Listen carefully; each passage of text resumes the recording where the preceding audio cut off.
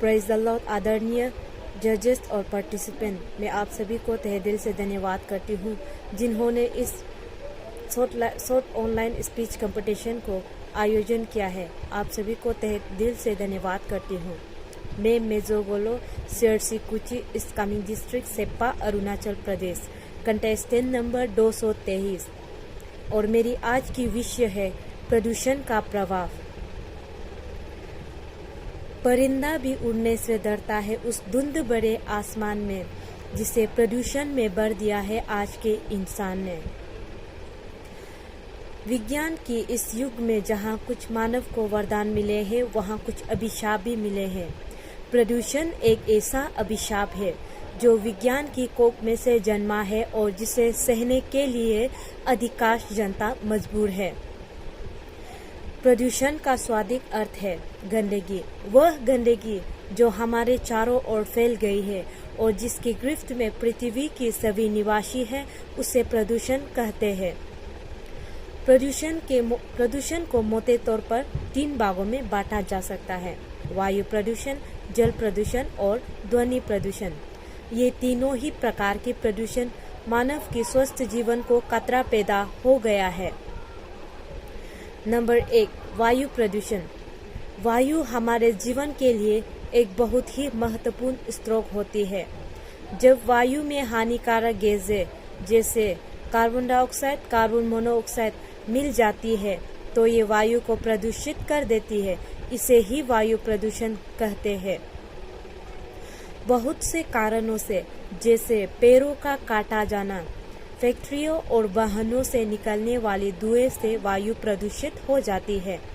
वायु प्रदूषण की वजह से अनेक तरह की बीमारियां भी हो सकती है, जैसे अस्थमा, एलर्जी और सांस लेने की समस्या होना आदि।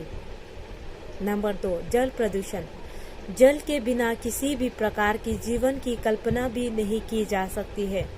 जब इस जल में भारी अशुद्धियां मिल जाती है तो ये जल को दूषित कर देती है। इसे ही जल प्रदूषण कहते हैं। जल में नगरों का कूड़ा कचरा, रासायनिक पदार्थों से युक्त गंदा पानी प्रवाहित किया जाता है, जिससे जल के भंडार जैसे तालाब, झीलें, नदियां और समुद्र का जल निरंतर प्रदूषित हो जाता है। नंबर 3, ध्वनि प्रदूषण। मनुष्यों को रहने के लिए शांत वातावरण की जरूरत होती है। जब वाहनों, मोटरसाइकिलों, डीजे, लाउडस्पीकर, कारखानों, सायरन की वजह से जो शोर होता है, उसे ही ध्वनि प्रदूषण कहते हैं। ध्वनि प्रदूषण की वजह से हमारी सुनने की शक्ति कमजोर हो जाती है। कई बार ध्वनि प्रदूषण से मानसिक तनाव की स्थिति भी उत्पन्न हो जाती है। उपयुक्त प्रदूषणों के कारण मनुष्य के स्वस्थ जीवन को खतरा पैदा हो गया है। इंसान खुली हवा में लंबी सांस लेने तक को तरस गया है। गंदे जल के कारण कई बीमारियां फसलों में चली जाती है, जो मनुष्य के शरीर में पहुंचकर घातक बीमारियां पैदा करती है। उपयुक्त प्रदूषणों के कारण न समय पर वर्षा आती है, न सर्दी गर्मी का चक्र ठीक चलता है। सूखा, बाढ़, ओला आदि प्रकृति प्रकोपों का कारण भी प्रदूषण ही है। विभिन्न प्रकार की प्रदूषण से बचने के लिए चाहिए कि अधिक से अधिक पेड़ लगाए जाए, हरियाली की मात्रा अधिक हो, सड़कों के किनारे घने वृक्ष हो, आबादी वाले क्षेत्र खुले हो, हवादार हो, हरियाली से ओत-प्रोत हो।